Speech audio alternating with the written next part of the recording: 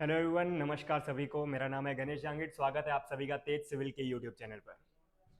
कैसे हो आप सब? आई होप आप सब अच्छे होंगे, स्वस्थ होंगे।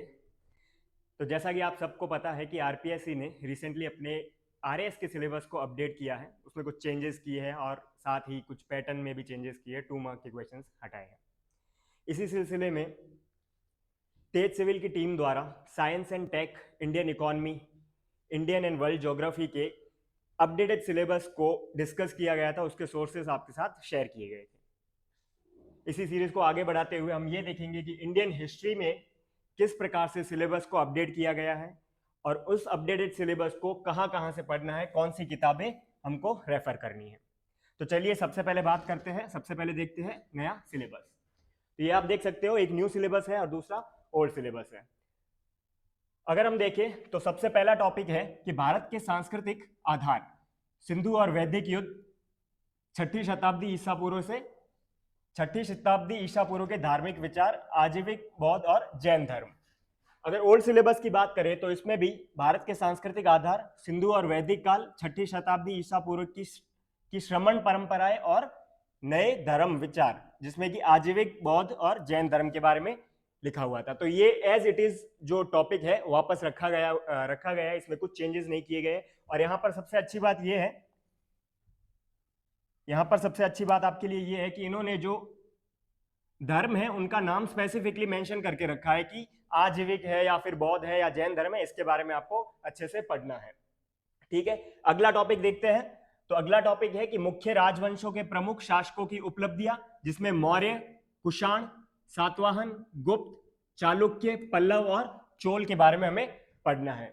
अगर पुराने सिलेबस के बारे में देखें तो इसमें प्रमुख राजवंशों के महत्वपूर्ण शासकों की उपलब्धियां, जिसमें मौर्य, कुषाण, सातवाहन, गुप्त, चालुक्य, पल्लव एवं चोल। तो एज इट इज ये वाला भी टॉपिक वापस रिटेन किया गया है, कुछ चेंजेस नहीं किए गए। यहां पर भी सबसे अच्छी बात यह है कि आपके लिए कौन से जो डायनेस्टी है पढ़नी है आपको, वो यहाँ पर मेंशन कर दिया गया है। तो आपको ज्यादा जो है मगध की दूसरी डायनेस्टी जैसे शिशुनाग, नंदा डायनेस्टी या फिर पोस्ट मौर्यन दूसरी डायनेस्टीज जो थी उनको पढ़ने की जरूरत नहीं है। जो यहाँ पर सिलेबस में आपके लिए मेंशन की गई उन्हें आपको अच्छे से पढ़ना है। ठीक है, फिर अगला टॉपिक देखते हैं कि प्राचीन भारत में कला एवं स्थापत्य कला एवं वैज्ञानिक विकास।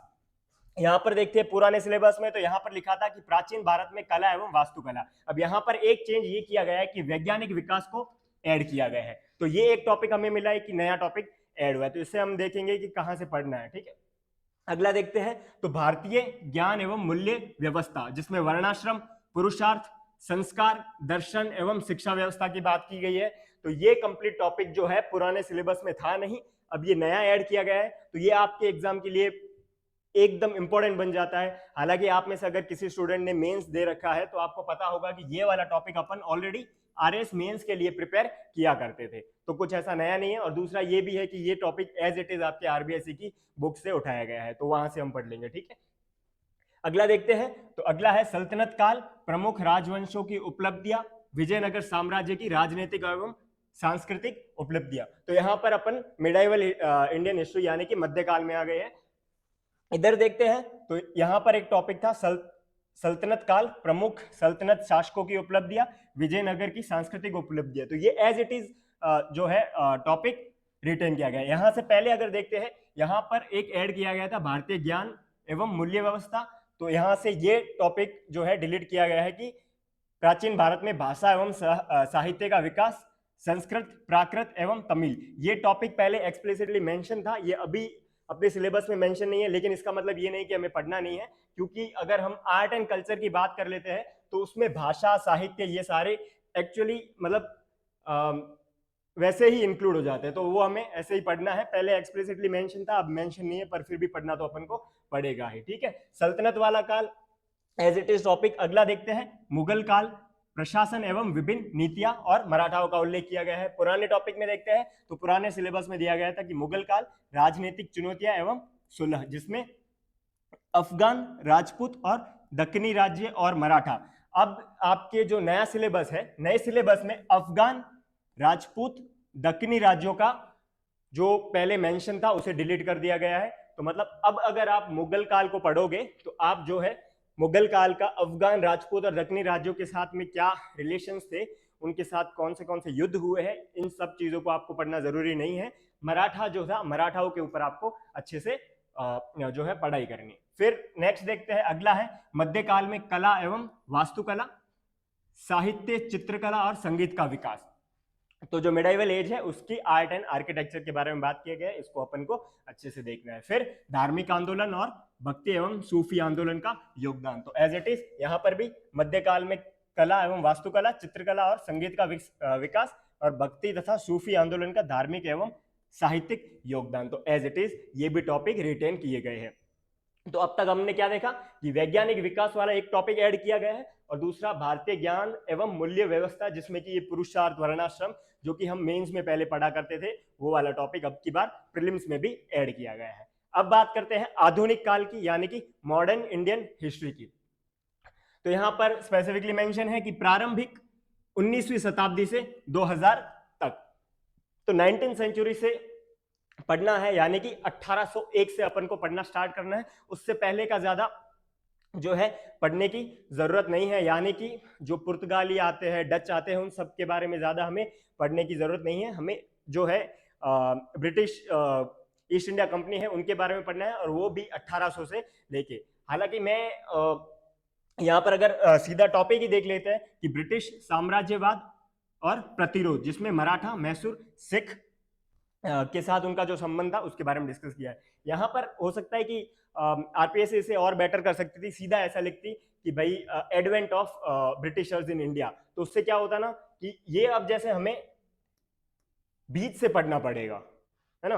अगर advent of Britishers in India दिया होता तो हम ब्रिटिशर्स के इंडिया में आने के पश्चात जो भी घटनाएं घटित हुई है वो सारा अपन को पढ़ना पड़ता, जिससे कि क्या होता, हमें अच्छा बैकग्राउंड समझ में आता कि क्या क्या हुआ है। अब अपन को 1800 शताब्दी से पढ़ना स्टार्ट करना पड़ेगा, और मराठा, मैसूर और सिख के साथ जो इनके संबंध थे, जो युद्ध हुए, कौन सी पॉलिसीज थी, उसको पढ़ना पड़ेगा, ठीक है। लेकिन मेरा सजेशन यही रहेगा कि इससे पहले अगर अपन हो तो थोड़ा प्लासी का युद्ध हुआ, बक्सर का युद्ध हुआ, उन सब चीजों के बारे में भी थोड़ा पढ़े तो बेहतर है। हालांकि वहां से प्रश्न नहीं बनेगा, लेकिन अपनी अंडरस्टैंडिंग जो है बेटर डेवलप होगी। यहां देखते हैं, तो यहां पर पहले ओल्ड सिलेबस की बात करते हैं। तो यहां पर था आधुनिक भारत का विकास एवं राष्ट्रवाद का उदय, बौद्धिक जागरण, प्रेस, पश्चिमी शिक्षा, 19वीं शताब्दी के दौरान सामाजिक धार्मिक सुधार, विभिन्न नेता एवं संस्थाएं। तो पहले जो टॉपिक था, ये आप देख सकते हो, पहले जो यहाँ पर मॉडर्न इंडियन हिस्ट्री के का टॉपिक स्टार्ट होता था, बहुत ही मतलब अनस्ट्रक्चर्ड था, है ना। कोई मतलब एक सिरे से नहीं शुरू हो रहा था। जैसे कि बौद्धिक जागरण है, प्रेस है, पश्चिमी शिक्षा है, यहाँ से इन्होंने स्टार्ट कर दिया। और अब जो है, अब एक अच्छे से स्ट्रक्चर्ड वे में स्टार्ट किया है कि 1800 शताब्दी के स्टार्टिंग से 19वीं शताब्दी के स्टार्टिंग से आपको इसको पढ़ना स्टार्ट करना है, ठीक है। अगला टॉपिक देखते हैं। तो यहां पर लिखा है कि ब्रिटिश राजनीतिक, आर्थिक और प्रशासनिक नीतियां। अब ये अगेन एक ऐसा टॉपिक है जो नया ऐड हुआ है। यहां पर देखा कि मराठा, मैसूर और सिख, मराठा, मैसूर और सिख, ये पहले आपके सिलेबस में मेंशन नहीं था। पहले था बौद्धिक जागरण, प्रेस और पश्चिमी शिक्षा। अब है मराठा, मैसूर और सिख। तो ये आपके एग्जाम के लिए बहुत इंपॉर्टेंट हो जाते हैं कि मराठाओं के साथ कौन से युद्ध हुए, उस युद्ध के दौरान कौन सी संधियां की गई, या फिर मैसूर के साथ कौन से युद्ध हुए अंग्रेजों के, और सिख के साथ कौन से युद्ध हुए। यहां से डायरेक्टली प्रश्न प्रीलिम्स में अब की बार बनेगा, ठीक है। 1857 का विद्रोह, एज यूजुअल पहले भी पढ़ते थे, अब भी अपन को पढ़ना है। एक और टॉपिक जो नया ऐड हुआ है कि ब्रिटिश राजनीतिक, आर्थिक और प्रशासनिक नीतियां। अब ये टॉपिक भी पहले मेंशन नहीं था। इसका क्या इंपॉर्टेंस है कि यहां पर जो आर्थिक नीतियां है, अगर आप में से कोई स्टूडेंट यूपीएससी की प्रिपरेशन कर चुका है या फिर यूपीएससी की पीवाईक्यूज देखा है, तो उन्हें पता होगा कि ब्रिटिशर्स की जो आर्थिक नीतियां थी, जिसमें कि रैयतवारी है, महलवारी है, जमींदारी, स्थायी बंदोबस्त जिसे कहते हैं, परमानेंट सेटलमेंट, उनके ऊपर प्रश्न जो है अक्सर बना करते थे, ठीक है। लेकिन आरएस के पुराने सिलेबस में ये चीज मेंशन नहीं थी, तो इस पर कभी शायद प्रीलिम्स में प्रश्न बना नहीं है। लेकिन अब की बार यहां से प्रश्न बनना तय है, ठीक है। तो वो चीजें आपको अच्छे से करके जानी है। ब्रिटिशर्स की जो आर्थिक नीतियां है, वो उनकी राजनीतिक नीतियां, जैसे कि सब्सिडरी अलायंस हुई, डॉक्ट्रिन ऑफ लैप्स हुई, या फिर उनकी कोई पॉलिसीज हुई जैसे कि परपेचुअल फ्रेंडशिप की पॉलिसीज हुई। तो ये सारी जो राजनीतिक और प्रशासनिक नीतियां है, इनको भी आपको क्या करना है, अच्छे से पढ़ के जाना है। फिर अपन देखते हैं कि राष्ट्रवाद का उदय, सामाजिक और धार्मिक आंदोलन। तो अब यहां पर जो राष्ट्रवाद का उदय है इससे हम कहां से मानेंगे, तो ये कहीं ना कहीं आप समझ सकते हो कि इंडियन नेशनल कांग्रेस के आसपास जो भी इंडिया में जो राष्ट्रवाद का उदय हुआ उसके बारे में हमको पढ़ना है, ठीक है। और सामाजिक धार्मिक आंदोलन ये तो हम पहले भी पढ़ते थे कि राजा राममोहन राय, विवेकानंद, स्वामी विवेकानंद, स्वामी दयानंद सरस्वती, उन सबके जो भी कार्य थे उनको अपन को अच्छे से पढ़ के जाना है। फिर अगर हम यहां देखें, यहां पर देखें कि स्वतंत्रता संग्राम और भारतीय राष्ट्रीय आंदोलन, विकास चरण और प्रमुख घटनाएं, क्रांतिकारी और विभिन्न क्षेत्रीय आंदोलन, स्वतंत्रता की ओर, विभाजन की ओर। तो यहां से आपका जो भी भारत में इंडियन नेशनल कांग्रेस के बनने के पश्चात जो भी घटनाएं हुई, कोई भी आंदोलन हुए, जैसे कि स्वदेशी आंदोलन हुआ, बॉयकॉट मूवमेंट हुआ, नॉन कोऑपरेशन मूवमेंट हुआ, खिलाफत आंदोलन हुआ, सिविल डिसोबीडियंस हुआ, वहां से लेकर विभाजन की ओर तब तक का पूरा मॉडर्न हिस्ट्री जो है अपन को पढ़ना है इस टॉपिक के हिसाब से। और पहले का देखें तो पहले था स्वतंत्रता संघर्ष तथा भारतीय राष्ट्रीय आंदोलन, विभिन्न अवस्थाएं, धाराएं, महत्वपूर्ण योगदान करता है एवं देश के अलग अलग हिस्सों का योगदान, ठीक है। तो कहीं ना कहीं सिर्फ लैंग्वेज थोड़ी बहुत ट्वीक की है इन्होंने, बाकी इसका एसेंस तो इस टॉपिक का सेम ही है जो पहले था। फिर देखते हैं स्वतंत्रोत्तर राष्ट्र निर्माण 2000 तक, जिसमें राज्य पुनर्गठन, नेहरू युग एवं संस्थानिक निर्माण, योजना एवं आर्थिक सुधार, विज्ञान एवं प्रौद्योगिकी का विकास, ये एक टॉपिक है जिसमें आफ्टर पोस्ट इंडिपेंडेंस के बारे में डिस्कस किया गया है। पहले भी ये था स्वतंत्रोत्तर राष्ट्र निर्माण, राज्य भाषाई पुनर्गठन, नेहरू युग, संस्थानिक निर्माण, विज्ञान एवं तकनीकी का विकास। एक नया पॉइंट ऐड किया है, योजना एवं आर्थिक सुधार। तो ये एक ऐसा टॉपिक है जो हम पॉलिटी में भी पढ़ते हैं, मेकिंग ऑफ कॉन्स्टिट्यूशन में। ऐसा टॉपिक है जिसे हम इकोनॉमिक्स में पढ़ते हैं। इकोनॉमिक्स की क्लास 11th की बुक है आर्थिक विकास, भारतीय अर्थव्यवस्था का विकास, वहां से अपन पढ़ते हैं। इसके अलावा हिस्ट्री में भी हम पढ़ेंगे। तो कहीं ना कहीं ये वाला जो टॉपिक है हमारा 3 फील्ड से जो है साइमल्टेनियसली जो है प्रिपेयर होता रहता है, ठीक है। तो ये था सिलेबस। अगर एक बार अपन पूरा वापस से देख ले कि कौन से टॉपिक्स जो है नए ऐड हुए,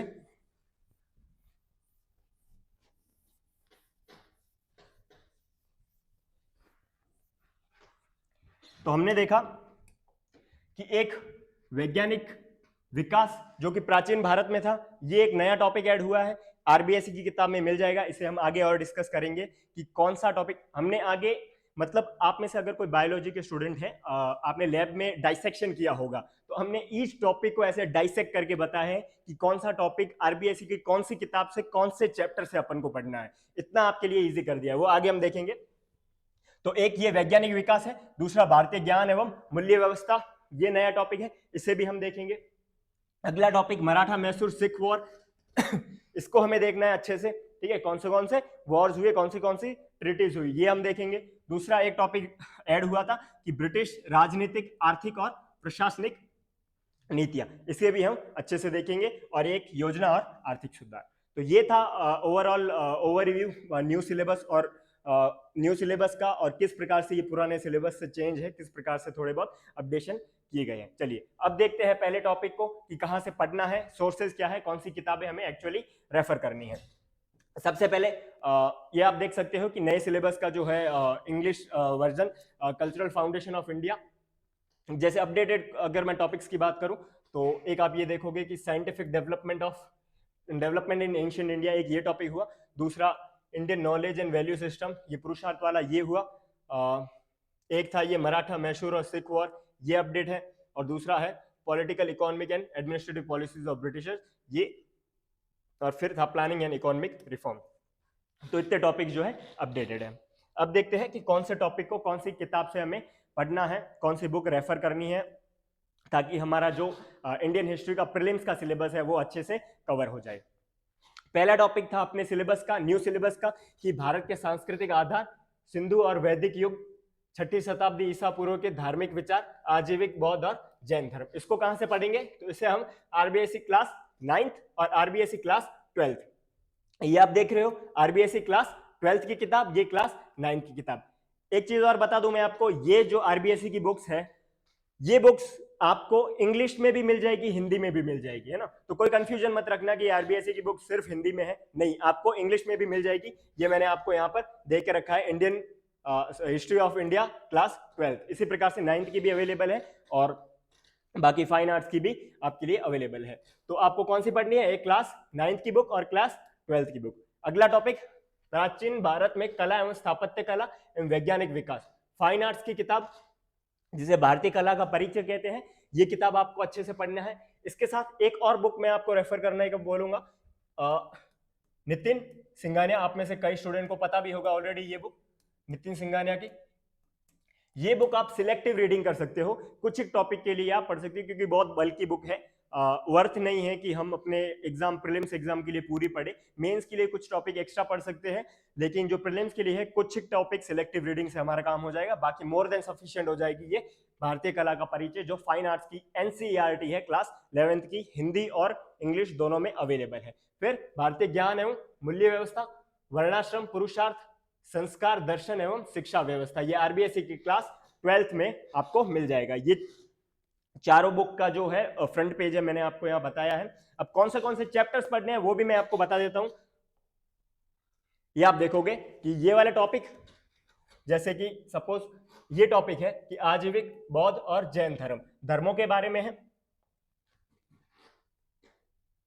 ये आप देखोगे कि क्लास 9th चैप्टर 2 है, विश्व के प्रमुख दार्शनिक चिंतन, इसमें वैदिक, बौद्ध, इस्लाम, ईसाई, पारसी दर्शन, तो पूरे धर्मों के बारे में डिस्कस किया गया है। इसके अलावा जो आरबीएसई क्लास 12th का चैप्टर 1 है, इसके अंडर भी इसमें भी जो अध्याय 1 है, भारत का वैभवपूर्ण अतीत, इसमें ऐतिहासिक स्रोत और उपलब्धियां, इसमें जो है आपको धर्म भी मिल जाएंगे, बाकी जो इंडस वैली सिविलाइजेशन से जो कल्चरल डेवलपमेंट हुआ वो भी मिल जाएगा। और जो वो नया टॉपिक था जिसके बारे में हम डिस्कस कर रहे थे कि मूल्य व्यवस्था, वर्णाश्रम, पुरुषार्थ, संस्कार, दर्शन एवं शिक्षा व्यवस्था, तो ये टॉपिक एज इट इज आपके आरबीएसई की क्लास 12th के चैप्टर 1 में दिया गया है। ये आप देख सकते हो कि पुरुषार्थ की अवधारणा, ये आरबीएसई क्लास 12th के चैप्टर 1 में एज इट इज दिया गया है। ऋण व यज्ञ की अवधारणा, इसी प्रकार जो बाकी टॉपिक है वो भी अच्छे से क्लास 12 चैप्टर 1 में डिस्कस किए गए हैं या आपके लिए दिए गए हैं। विज्ञान से संबंधित उपलब्धियां, तो जो हमने टॉपिक देखा था कि प्राचीन भारत में वैज्ञानिक विकास, वो भी अपन को जो क्लास 12th की चैप्टर 1 है आरबीएसई की, वहां से मिल जाएगा। फिर एक फाइन आर्ट्स की किताब जो मैंने अभी आपको बताया था, ये किताब आपको पूरी पढ़ के जानी है, ठीक है। आपकी जो प्राचीन भारत का जो आर्ट एंड आर्किटेक्चर है वो आपको इसमें मिल जाएगा, इसके साथ मध्यकालीन भारत का भी मिल जाएगा, जो आगे अपन डिस्कस करेंगे। तो आपको कौन से टॉपिक, कौन से बुक्स पढ़ने हैं टॉपिक के लिए, इन 3 टॉपिक के लिए, तो वो है RBSE class 9 chapter 2, fine arts की पूरी बुक, और आरबीएसई क्लास 12 चैप्टर 1। इससे आपका ये वाला टॉपिक कवर हो जाएगा। अब देखते हैं सिलेबस। सिलेबस का अगला टॉपिक, मुख्य राजवंशों के प्रमुख शासकों की उपलब्धियां, मौर्य, कुषाण, सातवाहन, गुप्त, चालुक्य, पल्लव और चोल। आरबीएसई क्लास 12 चैप्टर 2, भारतीय इतिहास के स्वर्णिम पृष्ठ, इसमें मौर्य काल, गुप्त काल, हर्षकालीन भारत, दक्षिण भारत जिसमें चोल के बारे में लिखा हुआ है। और आरबीएसई क्लास 12 के चैप्टर 3, इसमें शक, यूनानी शक, हुण और कुषाण के बारे में भी मेंशन किया गया है। ये है आरबीएसई क्लास 12 चैप्टर 2 के बारे में हम डिस्कस कर रहे हैं, इसको आप अच्छे से पढ़ लेना। अगला टॉपिक है सल्तनत काल, प्रमुख राजवंशों की उपलब्धियां, विजयनगर साम्राज्य की राजनीतिक और सांस्कृतिक उपलब्धियां। और अगला है मुगल काल, प्रशासन एवं विभिन्न नीतियां और मराठा। ये आरबीएसई की क्लास 10th की बुक है, उसका चैप्टर 2 है, ये आप देख सकते हो, इसका फ्रंट इंडेक्स है। यहाँ जो चैप्टर 2 है, संघर्षकालीन भारत, दिल्ली सल्तनत, मुगल कालीन भारत और विजयनगर एवं बहमानी साम्राज्य और मराठाओं का इतिहास, तो ये आपका पूरा टॉपिक जो है यहाँ से कवर हो जाएगा। RBSE class 10th chapter 2। अब अगला बात करते हैं, अगला टॉपिक है मध्यकालीन भारत में कला एवं वास्तुकला, साहित्य, चित्रकला और संगीत का विकास, धार्मिक आंदोलन, भक्ति एवं सूफी आंदोलन का योगदान। अब ये कहां से पढ़ेंगे, तो आरबीएसई क्लास 9th के चैप्टर 4 में, जहां पर शैव, वैष्णव जो कि भक्ति काल हो जाएगा, और सूफी जो मेंशन किया गया है वो हमारे यहाँ से कवर हो जाएगा। इसके अलावा जो ब्रह्म समाज वगैरह ये हम मॉडर्न में आगे देखेंगे ही। और अगला जो टॉपिक है मध्यकाल में कला एवं वास्तुकला, तो ये हम जो फाइन आर्ट्स की किताब है मैंने आपको बताया था, इसमें जो इंडो इस्लामिक वास्तुकला के कुछ कलात्मक पहलू है इसे हमें अच्छे से पढ़ के जाना है। ठीक है, अगला टॉपिक देखते हैं। अब मॉडर्न इंडियन हिस्ट्री की बात करते हैं। तो आधुनिक काल प्रारंभिक 19वीं शताब्दी से 2000 तक ब्रिटिश साम्राज्यवाद और प्रतिरोध, मराठा, मैसूर सिख, 1857 का विद्रोह। अब यहां पर मैं आपको एक चीज बताना चाहता हूं कि जो अपने सिलेबस में मॉडर्न इंडियन हिस्ट्री या फिर आधुनिक भारत है, वो आपके आरबीएससी की क्लास 12th के चैप्टर 5th और चैप्टर 6 केवल 2 चैप्टर से कंप्लीट हो जाएगा। मतलब कि जो आपकी आरबीएससी की क्लास 12th की किताब है वो आपके मॉडर्न इंडियन हिस्ट्री के लिए गो टू किताब है। आप देख सकते हो आरबीएससी क्लास 12 चैप्टर 5 उपनिवेशवादी आक्रमण, जो कि यहां पर लिखा हुआ है साम्राज्यवादी और प्रतिरोध, इसमें भारत में उपनिवेशवादी आक्रमण, 1857 की क्रांति, ये पूरा टॉपिक डिस्कस किया गया है। नया वाला टॉपिक आप देख सकते हो कि अंग्रेजों का मराठा व मैसूर पर आक्रमण, सिख के बारे में भी इसमें मेंशन किया गया है। कौन सा प्रथम एंग्लो मराठा युद्ध है, कब किया गया था, क्या क्या इसकी संधियां थी, क्या क्या इसके प्रोविजंस थे, है ना, सालबाई की संधि, ये सारी चीजें इसमें जो है अच्छे से दिया गया है, आपको इसमें से पढ़ लेना है। अगला टॉपिक देखते हैं। अगला टॉपिक है ब्रिटिश राजनीतिक, आर्थिक और प्रशासनिक नीतियां, राष्ट्रवाद का उदय, सामाजिक धार्मिक आंदोलन। ठीक है, स्वतंत्रता संग्राम, भारतीय राष्ट्रीय आंदोलन, विकास चरण और प्रमुख घटनाएं, क्रांतिकारी और विभिन्न क्षेत्रीय आंदोलन, स्वतंत्रता और विभाजन की। और अगेन मैंने मेंशन किया था कि आरबीएससी क्लास के 2 चैप्टर है, 12th क्लास के 5th और 6th। पिछला जो टॉपिक था वो अपन क्लास 12th के चैप्टर 5th से करेंगे, और अगला ये वाले जो पॉइंट है ये हम कर लेंगे आरबीएससी क्लास 12th के चैप्टर 6th से। ये आप देख सकते हो, आधुनिक स्वाधीनता आंदोलन, इसमें सामाजिक आंदोलन के बारे में बात किया है, क्रांतिकारी आंदोलन के बारे में बात किया गया है, 1885 से 1907, 1919, 1947, तो मतलब कि आजादी तक जो भी घटनाएं हुई है उन्हें अच्छे से डिस्कस किया गया है चैप्टर 6 में। तो ये चैप्टर 6 जो है आपके एग्जाम के लिए क्या हो जाता है, इंपॉर्टेंट, और अपन को अच्छे से जो है पढ़ के जाना है। ये आप देख सकते हो, इसी के कुछ क्लिप्स है। राजनीतिक आंदोलन, इसमें असहयोग आंदोलन की बात की गई है, राजा राम मोहन राय, स्वामी दयानंद सरस्वती के बारे में अच्छे से लिखा हुआ है। बाकी जो सामाजिक धार्मिक आंदोलन में जो भी लीडर्स थे उनके बारे में भी डिस्कस किया गया है। ये गोलमेज सम्मेलन के बारे में आप देख सकते हो। इसी प्रकार जो पूरा सिलेबस जो है इसमें डिस्कस किया गया है। नेक्स्ट पॉइंट है, अगला टॉपिक है स्वतंत्रोत्तर राष्ट्र निर्माण, राज्य पुनर्गठन, नेहरू युग में संस्थानिक निर्माण, योजना, आर्थिक सुधार, विज्ञान प्रौद्योगिकी का विकास।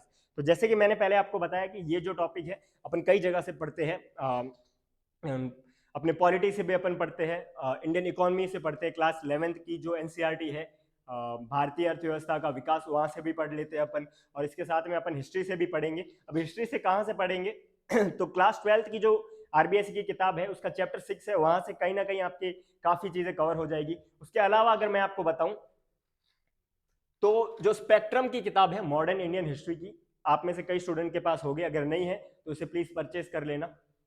ये आपके लिए एक बहुत ही अच्छी बुक होगी, और इससे रिलेटेड एक मैं आपको एक बोनस टिप भी बताऊंगा प्रीलिम्स से रिलेटेड, एंड में मैं आपको बताऊंगा। ठीक है, तो स्पेक्ट्रम वाली किताब आपको अच्छे से खरीद लेना है, और आरबीएससी की किताब करने के बाद इसको अच्छे से एक बार देख लेना है। अब ये वाला टॉपिक कहां से करेंगे, तो ये जैसे ओल्ड मेरे पास पुरानी वाली स्पेक्ट्रम है तो उसका यूनिट 10 है, इंडिपेंडेंस एंड आफ्टर।